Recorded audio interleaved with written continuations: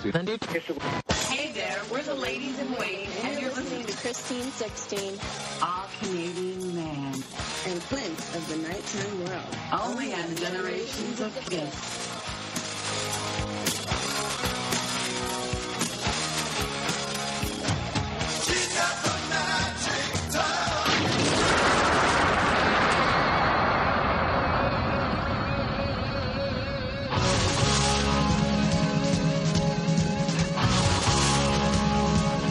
What's up, Kiss fans? This is Clint of the Nighttime World coming at you live with Christine 16, also with All Canadian Men. And this is Generations of Kiss. Hey there, Kiss fans. Episode 3 of Generations of Kiss. You are now with Christine 16, who is your co-host, also featuring Clint of the Nighttime World and the All Canadian Man. On today's episode, we will be featuring the Matt Porter from the Kiss Room. Woo! All right. Alright, Thanks for joining us, Matt. Oh, thanks for having me on here, guys. No problem. It's an honor. It's an honor. So yeah, we brought you on today to talk about Dress to Kill.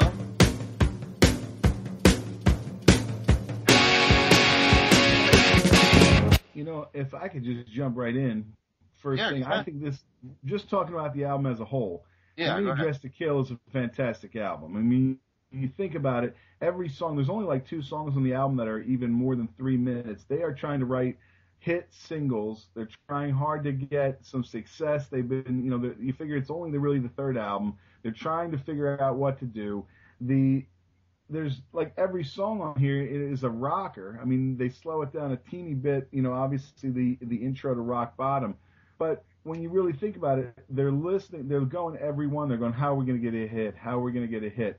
And they're going radio, short, boom, boom, boom rock songs. This is Kiss as a rock band. You know, when people almost even into a pop band, they're trying to write something that's going to stick in your head. And, you know, really when you come down to it, so many of these songs, it's quick, get it in, dun, dun, dun, dun. And when you look at it, maybe it's because they've run out of things to write about, but I mean, Monster, a lot of the same topics and themes of Monster you can find in Dress to Kill. You know, I mean, right off the bat, you got room service, and he's either, you know, we got a stewardess, we got the girl at the hotel, we got the girl that's probably a little too young for Paul Stanley, whose dad's going to shoot him with a shotgun, you never know. And then it's not that different when you take, you know, something like Take Me Down Below. He's, you know, we got a stewardess, press the button, boom, boom, boom on the elevator. You know, it's sex, drugs, rock and roll, and at this earliest stage, something like Rock Bottom. It's a long way down when you fall from the top because you're going to hit rock bottom and you're there to stay. You know, you can see there it's the same kind of things that they're thinking about. And obviously the whole record, so much of it is about sex. I mean, obviously at that point, these are young guys on the road, living in hotel rooms. You know, there's girls, you got your ladies in waiting, you got, you know, room service, you got, you know, all this kind of stuff. And then they settle down for a little bit. You know, you can do anything for my baby. Or even when you think about it, like stuff like, you know, Love Her All I Can. He's never sad because he's in such a happy relationship. Isn't that sweet? Or he might be two-timed. Two-timer, Gene. Who would think that Gene, the demon of rock, would be worried that he's being cheated on while he's racking up 4,600 women? So there is a sensitive side to the demon. Good point. It's a wonderful album. Even from the cover, you just look at it and you say, this is great. You know, it's funny how the cover, in a way, for me, now, I found this album later because we got into Kiss, and I always say we because my brothers we were all Kiss fans, was with more like Destroyer and Rock and Roll Over. So then you find this album, and you're like, why are they wearing suits? Like this, they don't look anything like what you expect. Like, where's the armor? You know, and why Gene has flood pants on? It's like, you know, at the time, we didn't know the whole story of that, you know, I think half the clothes are bill of coins anyway. You know, they didn't know what to do, and it seems odd. Like, it's a great cover, but yeah, it seems odd because they you know, where were the superheroes that we kind of knew from the other albums? Yeah, Peter was the only one who had his own suit there. I think it would have been really interesting to see them go out on like a concert and do this in them type of tuxedos and clothes. Oh yeah, that would be great. I don't know, that's kind of different. I mean, it's cool in the comic books and all. Maybe do it like Unplugged on Kiss Cruise 3. I would love to see that. Yeah, if they did it now, it would be interesting as a gimmick. If they did some kind of gimmick where because we've seen them all in suits and things, but at the time it was more shocking. They were going so hard with the image that then you kind of look at this and it definitely sticks out as something very odd. Well, they did have that photo shoot a little while back where they all dressed up in their makeup and they went out on tuxedos, which is pretty interesting. Exactly. Yeah, it's kind of the same thing. They really had that look. I mean, it's not like they haven't done it, but at the time, at that point, we had never seen them in anything like, street clothes or anything. So it was kind of something different. Yeah, Matt's got the right idea. I like how he's thinking about the whole suit. Well, it's funny because a lot of it when, and I had seen that photo shoot where this kind of came from, where they show them going in the one side of a phone booth in the street clothes, and then they're coming out the other side in their, their costumes. And it really was that kind of Superman, Clark Kent kind of vibe. Like underneath these clothes, they were these demon rockers. And, I think that's one of the things when you really go back to the history of what was going on, you really didn't know what they looked like. In 1976, finding a picture of them without the makeup was about as hard as finding a picture of Bigfoot. And it was the kind of thing that they almost looked kind of normal in these suits, but then it was somehow off, and yet they still had the makeup. And when you think of it like that, that idea that as if they would wear their regular clothes and the makeup, and it really bought into that, well, maybe they sleep with their makeup. Like they were trying so hard to cultivate that image that they never were without the makeup. And you could kind of get away with it because there wasn't a million people with cell phones in their hands waiting to blow the gimmick. But it was just something so, and they could control the image because you really only got stuff via, the rock magazines, Cream or Hit Parader or Grooves or whatever. You didn't have everybody on the earth snapping pictures and posting them immediately to their website. So I think, they were able to kind of control that a little more. Yeah, I'd like to even go further on the photos of this era and say they're probably the best pictures of Kiss ever.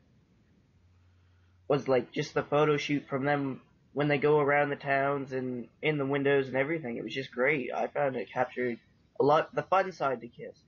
All that early 70s stuff. Those early 70s where they're walking through the park, I think that's what you're thinking of. Those where they're trying to make it seem shocking and the New Yorkers couldn't care less. It's out here's just four more weirdos.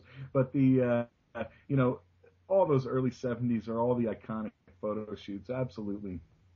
Yeah, I fucking love the cover. I actually have a poster of it. It's actually, it's in cartoon form. But it's awesome. I have it framed. I got a T-shirt with Dress to Kill cover on it. I just I love the sound. This is the best Kiss sound for me. I think I like it the best out of the first three, and I always say that Rock and Roll Over was the sequel to this album as far as the sound, the songs. I feel like you could take songs from Dress to Kill, throw them on Rock and Roll Over, take songs from Rock and Roll Over, throw them onto there.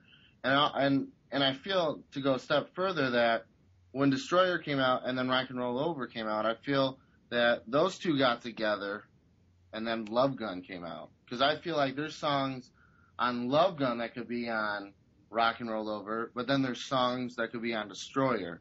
But as far as the sound, it works in three. Yeah. You know what I mean? It's like you got your first three and then Kiss Alive.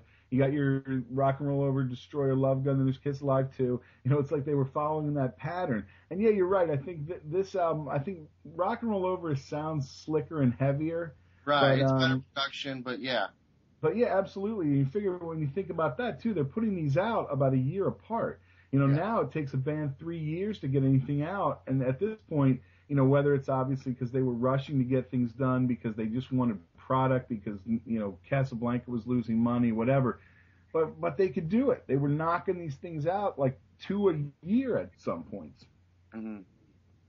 Yeah, going in the threes, you could even go a step further, say Dynasty, Unmasked, and I'm missing one. Killers? Yeah, possibly. I thought there was more.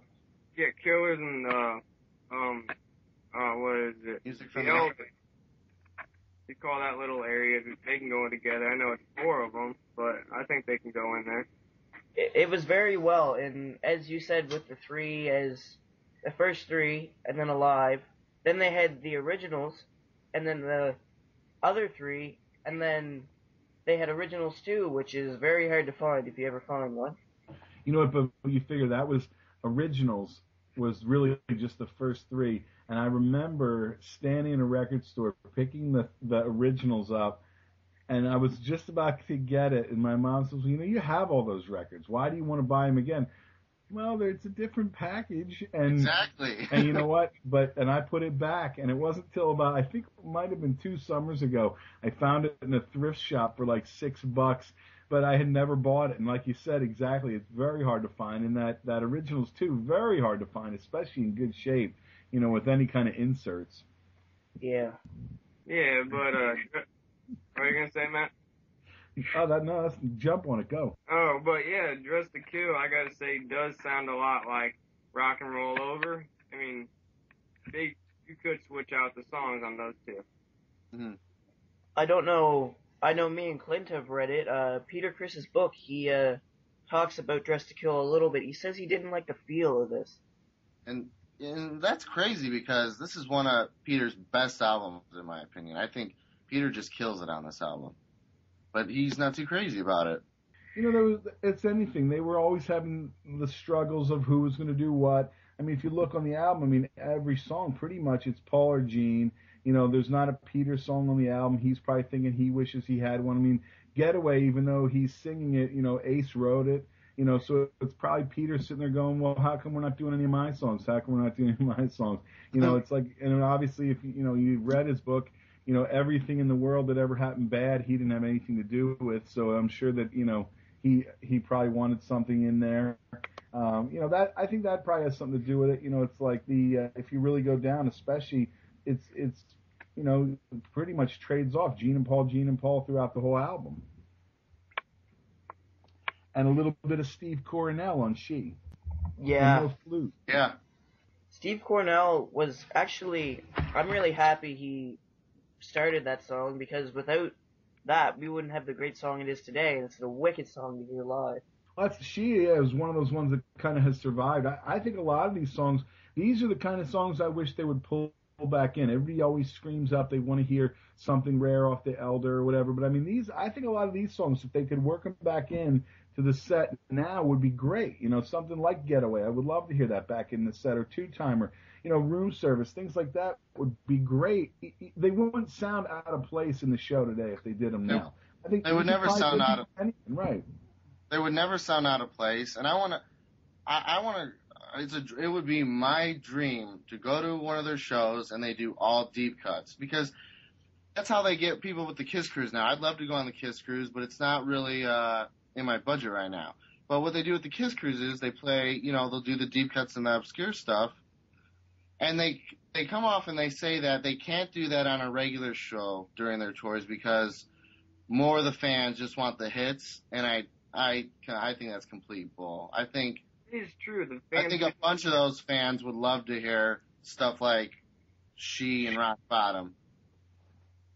But Clint, the greatest hit thing is what they're going at is you know, you put on a classic rock station, those listeners, and the average listener just wants to go see the greatest hits. That's funny you say that, because I don't even hear Kiss on the radio anymore. No, really, my radio stations suck. Night. It's always the live version of Rock and Roll Night. That's all I hear. Yeah, I know. It's the live version of Rock and Roll Night. It's Beth, which Beth is played on the oldies channel, not even. Compared to Kiss songs, it's not. You know what I'm saying? Beth is not a good. Beth is a great song. Don't get me wrong. It's not a good example of Kiss to play on the radio. It is. They're the first band to do a ballad. You know. It still gets me that people love that song so much, because it's a great song, but I just, you know, Detroit Rock City is better. It's just no. That's what got them. When we're talking about radio, I actually, when Monster first came out, it was like a top 40 hit radio, poppy type station thing. And I called, and I'm like, I want to hear something off Monster. And they're like, we only play stuff off top 40 hits. And I'm like, please, Monster's way ranking up there. Play Monster. And like, they're like, no, go call somewhere else. Like, the only station I heard anything off of Monster was on Music Choice, the rock station. That's rarely that Hell or Hallelujah has ever played. I never heard Hell or Hallelujah play on the radio. But back in 2009, I have this memory. I think I heard Modern Day Delilah once around when it first came out. That was it. Station. That was the day it came out so they could go to the store and buy it back in October 2009. Back to Dress to Kill. Yeah. Sorry, yeah, back to Dress to Kill. Rock radio has never supported Kiss, though. I mean, when you think about it, like, and now especially, it's, you know, not to get too far off the track, but there aren't really good rock stations. I mean, that's like, you figure every rock station is so schizophrenic to try and play everything that everybody could like. They're going to go with the hits because they figure, okay, you'll remember this. But, like, if you got to go, I mean, I'll say, look, you got to go to Sirius, you got to listen to Hair Nation, you got to go to internet radio, you got to go to the podcast.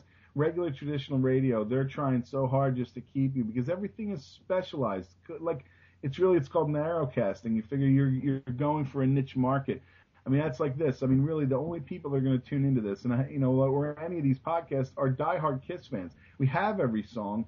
You know what I mean? So it's like, if you tune into like regular radio, they're gonna be like, well, here's Rock and Roll All Night. Quick, stay tuned. We got a bunch of good commercials coming up, and and by the way, we got something new from because they're just trying to keep you. You know what I mean? It's like that's the way it is. It's the way radio. It's the way TV. Everything's on demand at this point.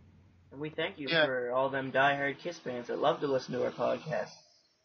Well, and I think that's the whole point. A lot of these podcasts, that's why it's so cool, is the fact that, like, we would want to hear the obscure stuff. But, like, when if you're at, like, one of these big theaters and there's 5,000 people, I would love to think that 5,000 people at every venue would want to hear every song or would tune into my show or your show or whatever. But there's a lot of people that just show up only because they know the hits. And I think we really take for granted the fact that everybody pays as close attention to what's going on as we do. But sure, there's people that, I hate to say it, and it's one of those things that's on every message board, but there's people sitting there that don't know the whole drama of Tommy Thayer and Eric Singer and who's wearing what makeup, and they're just not, as current. I mean, it sounds funny. I think that any time that we're on these podcasts, obviously we're really still into everything that goes on. But I think there's a lot of people that, they maybe don't care. It's like, I was just watching the Eagles and the Giants, and they played New York Groove going into the commercial because they're playing a New York team. And it's like, and right away in my house, it's, hey, look, it's Kiss, it's Kiss, it's Kiss. Somebody else say, pass me the chips. You know what I mean? Like, they don't care. So I think a lot of it, we have to look at it out of the framework of, for the people that post on the message boards every day, or the people that have their Kiss websites, or those of us total geeks with these podcasts, that we aren't everybody. You know what I mean? There's like, I know from being at these shows, there's a lot of people that, hey, look, I like Kiss, they show up. I think they should mix it up a little bit. I mean, right now, obviously the tour was a greatest hits tour. They hardly played anything outside of like what you'd exactly expect. But like I said, if they picked anything off of Dress to Kill, some of these songs would be great to hear. I'd be there. Yeah, at the past two Kiss concerts I've been to, people actually thought Ace and Peter were out there on the stage. That's sick. Yeah. But like I said, it's funny, but I sat near people like that too. People that literally, they just seemed like that you would never look at them and think they were Kiss fans. And they were just there for the spectacle or whatever. And I mean, I know it sounds terrible as, you're sitting to yourself going, how could anybody think that? Or, oh no, they fooled these people and that's why they put them in the makeup and blah, blah, blah. But that's, look, they're just trying to, make some cash, and people, not everybody knows. I mean, I know it sounds crazy, but I've actually seen people who thought after the reunion tour they stuck together, and they still think that those are the originals on stage now. And I don't think that's sick or funny, because it's no offense to Tommy and Eric. I love Tommy and Eric. It's just when people aren't as big of fans, and then they're coming to these shows, it's just. They have not a clue, It's just... Yeah, it's a little frustrating because we love them. We look up to them like they're gods. And then you got these people that don't know what's going on. It's just, Well, and you had a lot of Motley Crue fans that, obviously were at the last show. They wanted to see Motley Crue. Maybe they don't listen to the Kiss podcast. Who knows? Yeah, definitely. But they don't want to admit that the Mick Mars robot has been in Motley Crue for the last 20 years. So it's next topic. Do we want to go through the album? Well, I was thinking about giving a little cool thing about the vinyl itself. Sure. We all know that there was pauses in between tracks to make it sound like the album was longer than what it was. Yep. But there was some misprinted vinyls, and Two Timers was listed at 259, and Ladies in Waiting was listed at 247 when it wasn't. So just some cool little things there on the album that you probably didn't know. And that's on the misprinted ones, though. Yeah. There's only a handful of them. I mean, there's a lot of them out there, but again, only a handful of them. Yeah, well, then start going to the eBays, boys. Yeah, I don't feel like paying $60+ for vinyl, you know.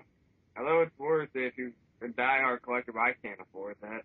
I just turned here to look and see if I have misprints on my album. I don't have Dress to Kill on vinyl. It's a shame. I have it. All right, so, you know, mine does say Ladies in Waiting 247, and I think it says 232 if you look on the CD. So, you know, who knows? It also has my brother's name on it because we used to take this to school. So it's, you know, that's probably even rarer. You take it to school. You know what? We're talking a different time. If you had Inside Recess, that's what you do. You'd take your album into school, you'd listen to it with your friends, and shout out to everybody at Perkins Elementary School. You're probably not listening to this, but you remember it. And now it's on your iPod, Chris. I'm not a big iTunes fan. I actually want to hold an album. That's the bad thing about moving on with this technology. If there is a CD still, it comes in a little cardboard case most of the time, and I do not like that. I still want to hold the actual album, you know. I don't want to pay for something digital, just like movies. I don't want to pay for a digital copy of something. It's just digital, a bunch of ones and zeros, you know. It's not the same as actually having it. I'm fine with Dress to Kill and any of their albums on my iPod, but if I'm gonna feel something, I'd rather feel the vinyl, and I have a couple of their vinyls. I'd rather just have a vinyl than a CD. I take really bad care of CDs. They just... I mean, I have an iPod for the convenience of it, but again, I still want that hardback copy of the album. Yeah. Well, plus with this one, you know, the cover actually, the Kiss logo is actually raised up a little bit. If you rub your hands across it, you can feel it where it's raised up, and yeah, that's pretty cool. Yeah, that's something you're just like, why didn't they do this with more albums with the raised and whatnot? Like, it would have been nice. Exactly. Would have been nice for, like, the Love Gun, just like the figures of them raised out. Like, that's money. Costs more. You know, you got to go in and actually, you know, punch them out, kind of thing. You know, I mean, it has to be done differently. It's not as easy as just printing it. So it's they were trying anything at that point. Yeah, another reason why I like vinyls more is because the inserts, and with the digital copies, you don't get the inserts. You don't say, yeah, I still have this in mint condition, inserts and all. You have a MP3 file that you throw onto your jump drive, and you say, I have the same thing as you. Well, you know, in a way, though, don't you think? I mean, I hate to say it, but it's where it's headed. I mean, people aren't putting out as much, you know, physical stuff at all. It's all going to become downloadable and in the cloud, and you know, just the way it's headed. And you know, I think as far as like, you know, all that stuff goes, it's going to get to the point where you're not going to be buying physical things anymore. It's all going to become download. I mean, you know, we watched as album sections disappeared, and then they were replaced by CDs. And, you know, you watch CDs shrinking down. And at some point, you know, it's just, you figure it's so much cheaper. You can put it out. You guys could record an album in your house and have an iTunes account and be worldwide. You're your own record company. But will it ever be as cool as holding an album in your hand? Probably not. Yeah, never. And I just, like I said, if I'm going to hold something, I'd rather have a vinyl than a CD. Because vinyls, they're special to me. They have stories. They were around long before I was around. So it's a special thing to know that, you know, where were these before they were in the shop where I got them? You know, who was blasting the hell out of Kiss before me? So it's true. It's a good way they of have looking. Stories. Yeah. I do gotta say, another bad thing about this new technology is people don't want a full album anymore. They want the singles that are going to be off it. So there's going to be a lot more EPs put out.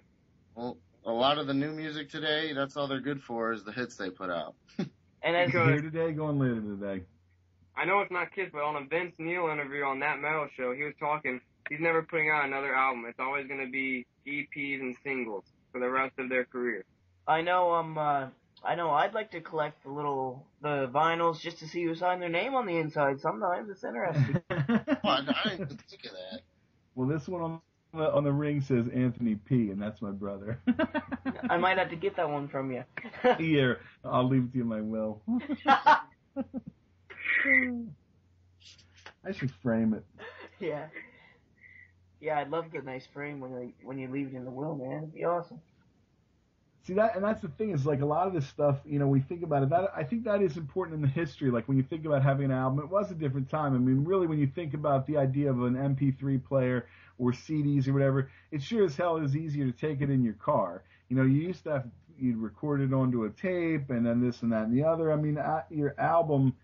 Nobody had a record player in their car for the most part, and it was just something different. But I think it is the way it's changed, is the fact that now everything is so easy to share.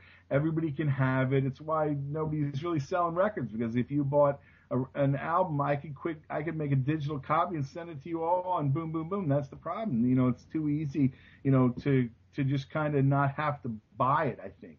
And it's why people aren't really, you don't see these big acts anymore. It's not really something that's done. Here's a question for you. Who, for me? Yeah. Do you think Kiss is still making money off of just the music itself?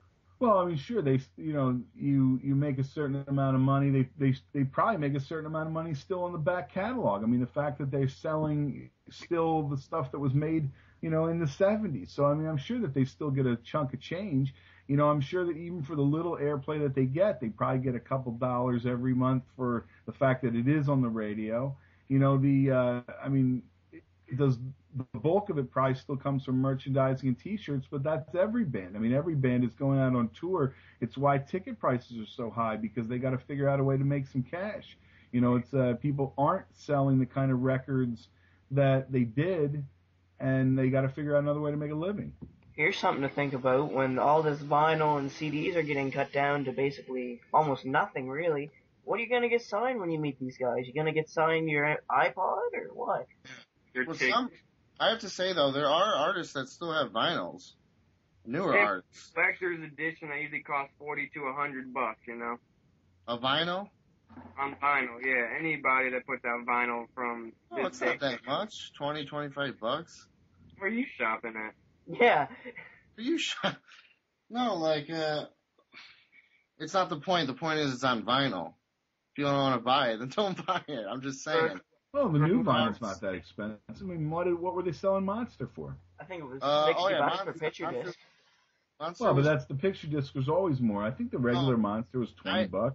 I actually have seen Monster. Really $20. 24 something at FYE. If you guys have FYE.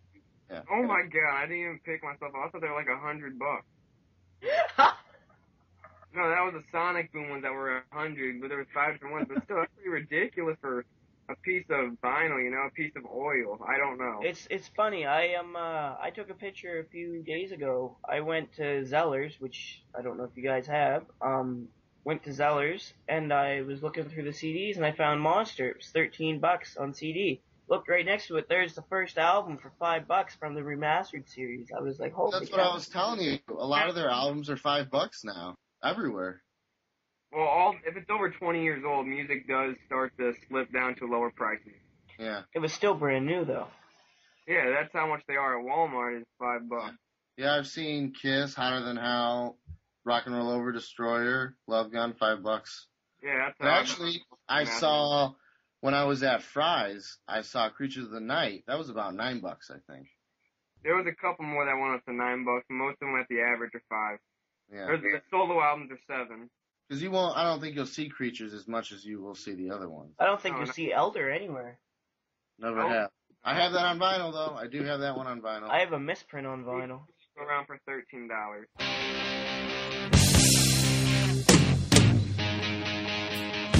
All right, track to track. All right. All right, Matt. Well, obviously it kicks off with Room Service, and you can tell clearly these are guys, like I said, out on the road. They're hoping to hook up. They're hoping for anything that comes their way. Paul says on that Tom Snyder interview, you go out hoping for women, you end up settling for girls, and he's worried that the dad's going to kick his ass. But it's pretty much they're just looking for some sex, and I mean that's certainly a good way to lead off the album. It's definitely about them because you're writing from your perspective in this hotel room. Well, like I said, I mean, it's, here he is, they're in all the situations. Where are they? They see a stewardess because they're traveling a lot. He's in a hotel because he's traveling a lot. It's like, I mean, and that's the thing. It's like Gene is looking for anybody within his range of his sight. So it's, certainly that's, anybody can relate to that. Yeah, I mean, I love Room Service. I like how it's more like Strutter. I felt like Got to Choose, don't get me wrong, I love that song. I think it's a pretty bad opener, though. I feel like Room Service was a lot more like Strutter. It's real more hyper and upbeat. And I love the drums. Man, I love Ace's solo. And actually, his solo, and this goes back to comparing them to Rock and Roll Over and Love Gun, this solo reminds me of his solo in I Stole Your Love and Making Love. So that's just like my example of how the styles are very similar. Well, I would give my opinion on it, but me and Matt think a lot, so it's not for me to say it again, All right, you go on the next one. All right, track 2 would be, I don't have my album in front of me. Two-Timer. Two-Timer, I gotta say, that is one of my top 4 ones. About Gene having his girl cheat on him, and it's his sensitive side, like Matt said earlier on. But, he's getting pussy all the time. He's worried about his girlfriend getting cheated on. Probably not even about him. See, that would be one of those I would love to find out if you sat down with Gene and you could ask him, was it about him or was it about somebody he knew? Was it his friend was getting cheated on? Because that's the whole thing. The image would be that Gene, especially at that point, would be like, who cares? Next, line him up. But but yeah, clearly it's you wonder where the inspiration came from. It's she likes fast cars. Obviously, this is a girl that's kind of high maintenance. And still, she's just got her eye over his shoulder. So, let's kick her to the curb. Yeah, I like them in the chorus when they're all singing together. It just sounds really, really good. You know what? That's a good point. I think that's something that's really missing as they go later down the line is that you start missing those group vocals. And I think the vocals so much define these early albums that, as soon as you start kind of losing that, something like She, especially like when you hear everybody singing, they do start to lose that as they go along. Or when they're in like doing live concerts and they do She, and you can sometimes hear it on Detroit Rock City too, when you'll hear the crowd like singing the guitar solo and everything. Exactly. Two-Timer. It's a slower, it's definitely, I think it's a different kind of song that they've done. It's definitely different from, it kind of reminds me, it's the same kind of feeling with Got to Choose. I could definitely see this song on Hotter Than Hell. Yeah, definitely. This song, I would love to hear this live because this sounds, it's fucking awesome live. For example, on the live album, You Want the Best, You Got the Best, they open up with Room Service and then kick into this. It's an awesome, heavy song live. It is. I would love to see it. It totally changes when it's live. When have you seen it live, Clinton? I said it's on the '96 live album they did. You Wanted the Best, You Got the Best. Oh yeah, that's a great album. I'd actually rather listen to that than a live. So somebody shoot me. Uh-oh. No, for real. I just I don't know. I'm not crazy about it live, but anyway, it sounds awesome. Two-Timer sounds awesome. You know what? That's our next episode, so we'll carry a live on till the next 4. Should be 4. Anybody else? Two-Timer? What's that? Anybody else say anything about Two-Timer? Good song, and now you need to find the girl that was cheating on Gene and interview her for your podcast. There you go. Well, now he's got the ladies in waiting now, so.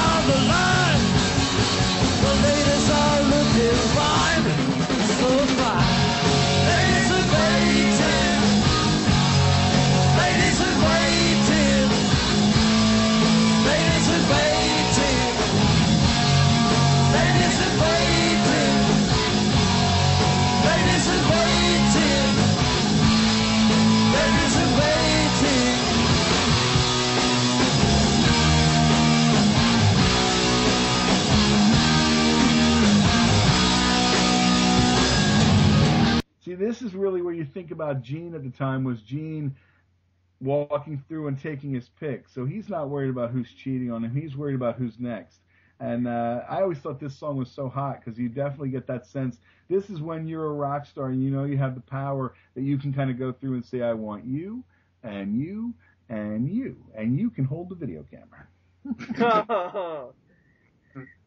This is 2.5 minutes of pure rock. This song, this solo, makes me go nuts. I love this song. And does anyone know, Matt, do you know, have they ever done this live? Yes, they have. Have they? You know what? I think in the early days, I don't even know for sure. It's not something you hear a lot by any stretch. I'd pay so much money just to hear this one song live by them. If that's all I could hear, I'd do it. I heard it last night on YouTube from Cobo Hall 76. They played it live. Really? Yeah. Well, there you go. You don't have to pay a lot of money. Hit YouTube. That's the problem. Yeah. Nobody buys anything anymore. Get my time machine out of the closet. And no, just that solo, and then Ace comes back at the end. I mean, it makes me go nuts, man. This is an awesome fucking rock song. When the chorus kicks in, it's almost like whenever I hear it, I just hear the crowd roaring and the Kiss lights. That's what I'm saying. It would be a great concert song. Just blasting the Kiss lights and everything. Yeah. You see, that's another one that definitely, I mean, people yell out for obscure songs, but if they put this in the set, people would eat it up. I mean, it would be fantastic. I mean, that's what I think. It's one of the catchiest songs they have. But that's what's great about Kiss. I can't think of, most of their songs are catchy. So it's like they play these hits on the radio that everybody knows, but there's so many other songs that are catchy that could be played on the radio and in concert. You know what I'm saying? For every band in Clinton, they play the same greatest hits. You always hear. No, I know that. And what's funny is, for all those bands, most of their deep cuts are better than what they're playing on the radio. But it's not what they think the people want to hear, It's crazy. And most of these people probably don't want to hear that on their way from work, Yeah. Get away. I guess what satellite radio's for now. But anyway. Yeah, satellite, I do like, but it feels like it's the same songs that are always on. They do go different, but I feel they do play the same song. Yeah, and Ace's solo on this, one of his best, for sure. And Getaway really, I think, is one of those perfect songs that you can kind of think about it all the time. Like, I mean, who isn't sitting at work or whatever, you think, oh, I would love to get out of here or whatever, whatever situation.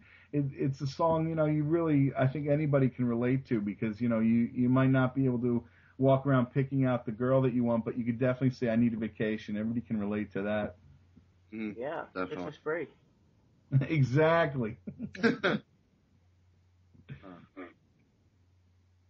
Chris? You know, and then really, I mean, then it leads us right into You Gotta Get Away, and then it's one of the kind of prettier songs on there is that intro to Rock Bottom, is you got that really nice guitar piece here that, in a way, stands out because it's so different from the rest of the album. It's like this nice little, just slow guitar thing. To get off topic, I do love Intro to Rock Bottom when it's before She on the double platinum album. I really did like it. That's how I first heard it, because my first album was double platinum, so that's the first time I heard that intro was in front of She. I liked it that way, honestly, but then later on listening, I figured out it wasn't to that song, you know? Yeah. But I never liked it because that to me was the Rock Bottom intro. It doesn't really have a name. And so it was just called the Rock Bottom intro. So then when it wasn't the Rock Bottom intro, you go, wait a minute, this is out of place. I always figured Rock Bottom was a great live song, and when they do the little guitar intro, it's like, alright, we're gonna calm you down, but then we're gonna kick you way into high gear and totally destroy you until you have no vocals left to sing with. Agreed. I just think it's absolutely.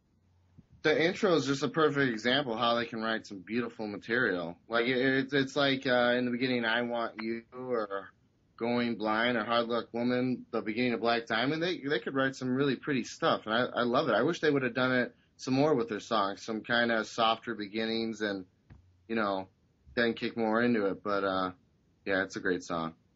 Well, this is just right, just like what Justice said.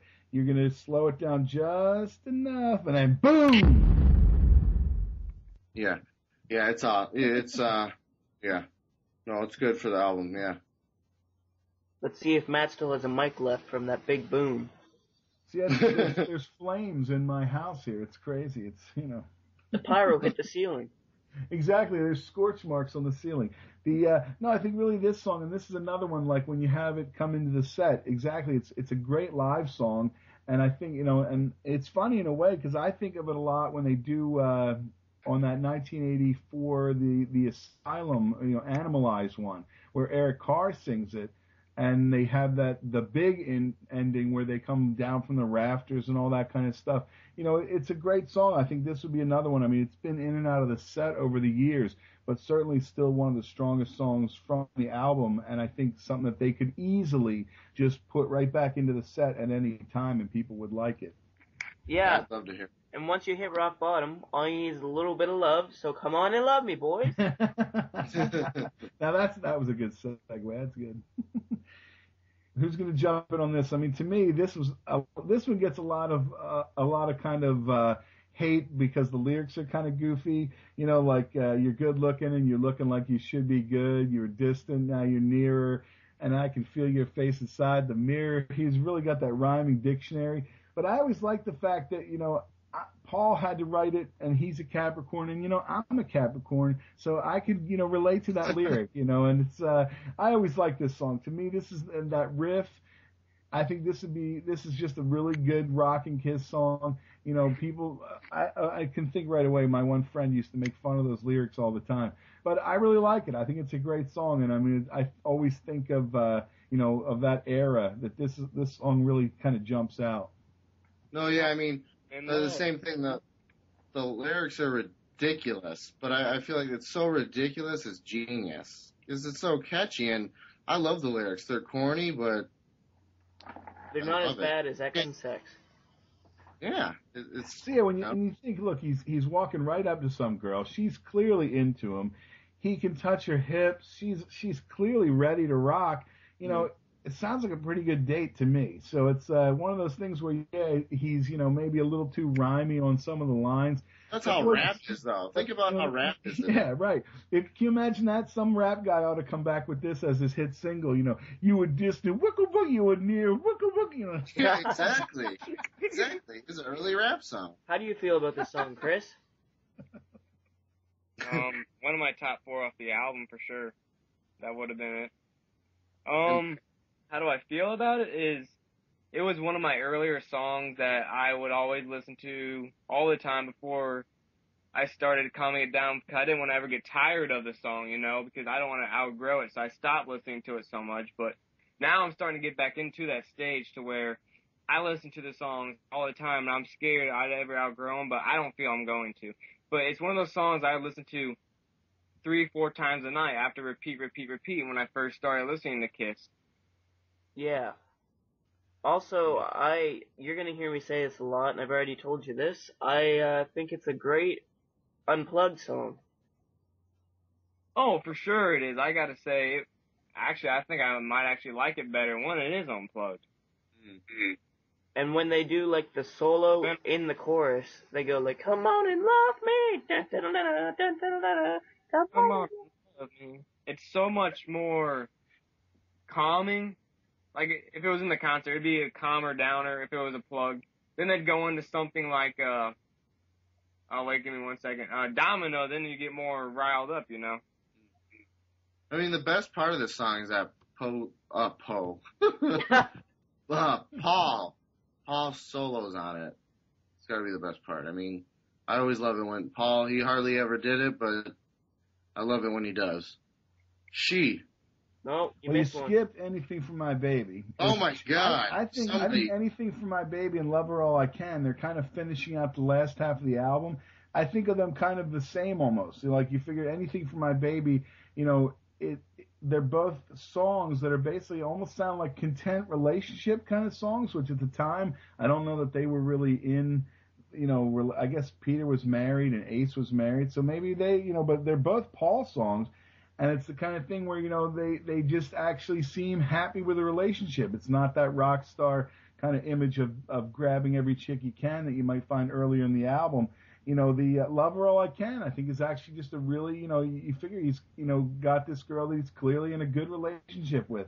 I think of these two songs kind of almost as, you know, almost interchangeable in the fact that they're both kind of singing about the same thing is, you know, you do anything for this girl because she makes you just so happy. And isn't that sweet? This would be a fun concert song. I'd like to hear this live. And I love Peter on it. Love his drumming on it. I just love Peter overall on this album. It's intense drumming. It's always and I love Peter when he's intense. I got to say, I think this would be one of the hardest ones for them to try and cram into the set now. If they tried to do it, people would like Kiss fans would go, like the really diehard fans would go crazy, but I think your casual fan would be like, wow, that doesn't sound like anything what I'd expect. I mean, Anything for My Baby, it's not as hard a rocker. I think it's more, they were still trying to think of themselves as like the hard rock Beatles or whatever, you know, a little bit more of a, almost friendlier kind of version. It's not nearly as heavy. You know, it's, the sentiment is obviously a little less sex, drugs, rock and roll. They're trying, you know, almost to be acceptable, I think. You know what I mean? Like, it's kind of like I was, you know, it's a joke, but it is kind of a nice song. It's like, oh, isn't this nice? I have this girl. Oh yeah, it's a perfect example of how Kiss is just like a heavier Beatles. I've always seen that, how Kiss just kind of turned it up. Well, I think everybody at that time, anybody who wanted to grow their hair long and be in a band where you were either going to be the Beatles or the Stones or Led Zeppelin or whatever. I mean, you know, so I think they were certainly as affected by everybody else when the Beatles hit America and decided that running down the street chased by girls looked like a good job. And, you know, everybody wanted to be that. So it's just on the album for me. It's just there. I mean, I do like it. I do love Peter. I can't say I hate it, but, you know, I listen to it. Yeah, it's not as heavy. I think that's it. If you're sitting there listening to the really heavier Kiss, you know, this comes along and it does kind of sit out of place. Now, I always like the fact that they would throw in different flavors, things like it wasn't every song was exactly the same. Yeah, that was fun with them. And that was kind of the nice thing. Yeah, you had that variety that, you know, and certainly we have that variety over 40 years worth of albums. So every album has its own sound, but there's different sounds within that album. Right. Good point. Which leads you into She, which could have had a flute for all we know. You know what I mean? Yeah, really. The demo. She was like at one time she was my favorite song. This is a killer song. At one time, the Anthrax cover of She was my favorite. I love She all around. They did do that. They did that on Kiss My Ass. Yeah, I mean, I love Anthrax. They're my favorite thrash metal band, but to have them do She, one of my favorite Kiss songs, it's sounds so great with Scott Ian doing what he does on guitar to that album. Well, to She at least. Isn't their version of She the one that starts with they're doing lines from Runaway? On Kiss My Ass? If you listen real close, I think it's either that one or I'm trying to think maybe it's Parasite off of Anthrax. Anthrax did their B-side record, and on one of them you hear him at the very start of the song real low, you hear, "Hey Ramsey, like I don't like that shit," or something like that. It's you know, he's definitely doing Gene's lines out of Runaway. It's like it's one of those two. Now you got to go back to your collections and listen, because I can't think which it is, but it might be off the Anthrax cover album, but I should know that. I should, but what Anthrax album was it on the B-side? It might have been Parasite. Now that I think about it, Parasite was on. It's called like B-sides or Attack of the Killer Bees, I guess it is. And in one of them, and it's not the Kiss My Ass one. It's got to be that other one because it's real low at the start. You just hear him saying it. I don't think they covered a Kiss album on Attack of the Killer A's. Hold on, let me go look. You guys talk amongst yourselves. I'll be right back. Yeah, Attack of the Killer A's was that greatest hit compilation that Anthrax put out. I don't think it has a Kiss cover on it. Well, She, I find, is probably amazing live. I heard it live. And... You heard it live in Halifax? Halifax, yeah. Oh, man. Yeah, I have that concert. It's pretty good. It's a song that they can really trail off with just the amazing solo like they do in 100,000 Years and whatnot. Yeah. It's a jam song. It is a jam. It's a head shaker, man. It's an early heavy metal song. All right, I'm back. Attack of the Killer Bees, Anthrax. Track 8 is Parasite. So I love what I'm thinking about. But I think that's the one where they start off where he says, "Hey Ramsey, I don't like this shit." I gotta check that out. I haven't listened to that CD in a couple years, but I did not know Parasite was on there. Yeah, track 8. I'm looking. I just walked across the home room and got it. Okay, where were we? We're talking about She and how we think it could be just something amazing with the live solos like they do in 100,000 Years. Did any of you read the new Kiss comic book, the one that came out a couple months ago? I've read all 6 of them. I've been collecting them, but I'll be honest, I haven't read them. The first 2 issues use She very prominently. The lyrics are kind of strung throughout. Yeah. And he calls the girl my she and everything like that. And it's like they really were working hard to cram in the references. But I thought that was cool. They pulled that in. You know, obviously, She Walks by Moonlight, blah blah blah blah blah, all in there. All right, this is a little bit off topic about the comic books. I mean, I'm a diehard collector and I want everything, but the 6 alternative covers for them, does that make you guys mad? You know what? I used to work in a comic book store, so I understand it. It's like anything. It's like, why do they need 3 or 4 different monster covers? Why do we, Ching. Exactly. They're looking at, you can buy the one that's $2.99, or you can buy the one that the guy behind the counter who's so nice to charge you $20 for the one with the photo for the same comic book. Look, they call them incentive covers, which means they're trying to, it's more incentive to get money out of your pocket. But it's like anything. If for the collector that wants them, it's nothing new. I mean, I remember, when Spider-Man, they released that, Spider-Man with Todd McFarlane, and there was 77 different covers, and some of them were in a different bag or a red bag or a black bag. And, it's an old gimmick, to just try and separate you from your cash. And on the covers, what does the RI cover mean? I don't know. I think it's all different ways that you have to get it. There's like, comic book store only, retail. I think it's retail and incentive, or I think it might mean. But then there's ones you could only get from certain websites and things like that. I got. I think most of the alternative covers, but some I'm not going to order them from some .com. Who knows? It's going to charge you ridiculous. I just paid $2 for 2 alternative online covers today at a comic book store. Before they even had the first issue come out, they said that one of the covers was online exclusive. I never got it. I go into the comic book store one day, they have it. So I picked it up. They do order online covers sometimes, but they're going to cost you a little bit more. Yeah, I just thought it was funny though. I thought when they play it live, it's really interesting because you'll actually hear the crowd yelling out, "She walks by moonlight," and then Ace will go, da da da da da da, and they'll keep going like that. It's just awesome. That's great. All right, Overall I Can. How do we feel? Better than the demo. I love the demo version a lot more. And really, like I said, I think this one and Anything for My Baby, the way that they're both kind of a similar theme, great songs, and I like it. I love the cowbell. Cowbell never gets old.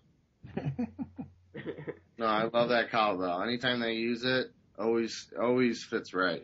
Want a good hit song? Use the cowbell. Or cowbell. Will Ferrell. I love Peter. I love Peter's fills, especially at the end. Yeah, that. I'm telling you, Peter on this album is awesome. Well, yeah, he is. Well, we know what happened to Peter. Hey, Peter was one of the founders, so we can't really diss on him. I know that, but that doesn't mean that you just come on. We love all generations of Kiss. That's why it's called Generations Kiss. We love all you guys. But also, when you think about it, obviously, then everybody knows the history. But at this time, I think that's one of the things that makes this album so great. This is a group of guys that is still very hungry for success.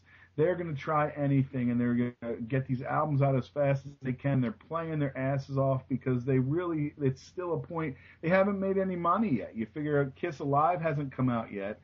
At this point, they're looking at each other going, how come people are coming to the shows but they don't buy the albums? So they're frustrated in a way. A lot of that kind of stuff that ended up being big problems later with the egos or whatever and this, that, and the other. But then again, you look, like I said earlier, there's not a Peter Criss written song on the album, so he's probably getting pissed off because he wants a song on the album. They're playing their asses off because they're still young guys who want to make it big. And I think it really shows. Yeah, that's kind of what I meant. Peter wasn't really having issues yet. And I just feel like this is some of his best playing. I feel like early Peter, the first 3 albums Peter, is awesome. Because that's before shit hit the fan. Well, it's when they're still being really managed, too, They're kind of being told, here's what you need to do. And there's Bill Aucoin has got control, and the record company's got control, and they're all trying to figure out how we're going to make some money. So it's, And you think about it, in 1975, there's not really official. They haven't gone crazy with merchandising. They still want to be this rock band, and they're trying everything they can. Again, me and Matt really do think a lot. They are still working their asses off just to make ends meet, and this before they got super big with the merchandising. Everything Matt just said. That's easy. We move on to the last song on the album, and probably the song you're going to hear the most on the radio, the song people are going to say, yeah, rock and roll all night, Kiss. Yeah, I know Kiss. And probably the least best on the album, let's be honest. See, I think you're getting burned out on it, though. To say it's the worst. I just feel like there's not. I don't think there's much to it as a song compared to all these other songs. It's a live song. It's a live. Yeah. Song. Yes. Yeah. It's catchy. It's very catchy. It's very groovy. It gets people going. It gets people excited, and that's why it's stuck around. But there's not much substance to it, personally, to me. Being a heavy metal fan, I never thought it was a good song from the start. It was not even my first Kiss song. I don't know what it is about the song. I think it's just too simple, and I don't know what it is. I just don't like it. I never liked it from the beginning. It's just one of those songs that were just not my thing. But it was a burnout. Just like I've heard it too much, and I don't want to listen to it again, except when I'm at the concert. Even if I'm watching. It's not so much hearing it too much. It's why does it have to be the last song? Like, give me a break. Back then, when it was the big song, it wasn't the last song. They'd squeeze it in maybe the third to last or fourth. Well, you can't now because it's tradition. I don't want to go to a Kiss concert. Not the last song. I don't know. They could just not do it. I loved hearing it on Phantom of the Park, the intro. That really was cool. Watch them float around. Yeah, that's awesome. That's awesome. Yeah, when they're playing around in the carnival and It's all edited pretty good. And they were walking up the water fountains and everything or whatever. One thing that would be cool, at the end of Rock and Roll Night, like at the end of the Detroit Rock City that was in the movie, the da-dun, da-dun, they could finish off with that, and I think that might be pretty cool. Well, I mean, certainly there have been times where they didn't play it as the last song. You know, I think it pretty much is always part of the encore because it's where they do pull out all the confetti, you know, and I think that has a lot to do with it. I mean, my mind is very much tied to the fact that they have always played it live, and it's something that you associate so heavily with seeing them live.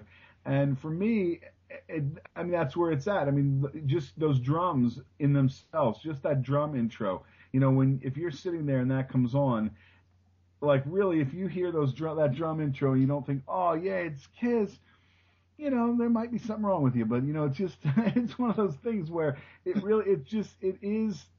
is a simpler version. Obviously, again, they're going for a single. They're going to go clock in on less than 3 minutes. They want to try and get it on the radio. Obviously, it's probably the only song that ever still makes the radio. It is kind of the signature song because everybody knows it. Like, you could play that and anybody would know it's Kiss. You know, is it the greatest Kiss song? You know, you could always argue for other songs, but I still think it really has become a song that has defined the band. It's one of their signature songs. I also feel that it might be a reason why people are turned off by them because they just don't like that song, and they have no idea what else is behind them. Well, or they're just, I mean, everybody has, if you're a Kiss fan, you know it but to death. I mean, we've heard it to death. So obviously maybe they're tired of it, you know, and you want to hear something else. But I think to most people, you know, that are listening, a lot of it is, you know, the average person, they don't listen to the whole catalog the way maybe we do, or, you know, but it is something, I mean, you hear it at people's wedding. I mean, you know, you hear it all the time. You hear it in commercials. You hear it all the time. It's one of those things where, you know, we might be sick of it just because we've heard it a million times, but I think it is still, to the average person who maybe isn't tuned into everything Kiss, this is the way they think of Kiss. Right. And how could you not like it? Well, I definitely love this song as a live song, and not saying that it's not a good studio song, but the energy with live, even though you hear it back on YouTube or whatever, and you say, oh, it's just rock and roll all night, skip it. When you're at that concert and you're hearing this song, it's the time of your life, basically. All the confetti's falling on you, you're jumping up and down, you're seeing everyone on the big screen, you're seeing everything. 100% agree. You know, when you look at that picture on the inside of Kiss Alive 2, and those kids have their arms stretched up and the confetti is falling down, I always thought, man, I want to be one of those kids. And boy, I'm happy every time I get to be one. Yeah, it's great to be a kid again, says Matt. I mean, I'm hypocritical right now. I'm saying, oh, rock and roll night, I'm burning away. But you think I'm sitting there being all, you know, not having fun when they played? Of course, I'm going nuts. So, yeah, I love it. So, thumbs up. Thumbs up. All right. It's a great song when you're there watching it live. All right, so Clint, top 4 best songs off this album. My top 4. Well, it was hard. I could probably, you know, down the road change them, but since I have to pick, I'd say Ladies in Waiting, Getaway, She, and Love Her All I Can. How about you, Chris? I gotta go with Two-Timer, She, Come On and Love Me, and of course Rock Bottom. Matt? You know, it's tough to pick only 4. I'd say Room Service, I love it. Ladies in Waiting, I love it. Obviously, you know, She or Rock Bottom, and I'm going to pick Rock and Roll All Night. All right. The underdog. All right, go for it. For me, I'm going to say Getaway, Rock Bottom, Ladies in Waiting, and Two-Timer is my favorites. So who doesn't love Ladies in Waiting? It's just classic. And a thank you to our Ladies in Waiting who helped us make our new intro. Yes, thank you. Woohoo! It's going to be awesome. All right, Matt. Well, it's been awesome talking to you. Thanks a lot for being on the show. It's an honor. Well, thanks for inviting me on. I mean, we really appreciate it. I'm always thrilled to talk about Kiss with anybody. So I was thrilled when you asked me to come on. I think, I like the fact you guys are starting this up. I think it gives everybody a voice. I think the shows that you've done so far are fun to listen to, and, good luck with keeping it going. So I think you guys are on to something good. All right. Hey, we'll have you on again. Oh, for sure. Do you want to link any of your podcasts there, Matt? If anybody wants to go to thekissroom.com, you can get as much of me as you want. Somewhere Chris Karam is saying, oh, Matt Porter, he's on every damn show. And, I'm on the Podkiss from time to time. If you go to podkiss.com, we're always doing fun things over there. If you go on to thekissroom.com and you look at the links page, I have links to pretty much, just about everybody. And it's the kind of thing where, it's a fun group of people that are all doing podcasts. And I think, it's for the fans that really want to get into it and kind of celebrate what's going on. That's what we do. It's just a celebration of Kiss. I don't get in there and bash the band. I don't get in there and trash anybody or this and that. We just have fun with it. And I think that's what's the most important thing. You got to get all you can take from Matt Porter. Okay, sometimes it's more than you can take, but that's all right. Much too much. All right, we thank you for tuning in to this episode of Generations of Kiss. Please check out our Facebook page, www.facebook.com/generationsofkiss, for our other episodes. And be sure to download so we can get this keep going and all this great stuff. All right, thank you.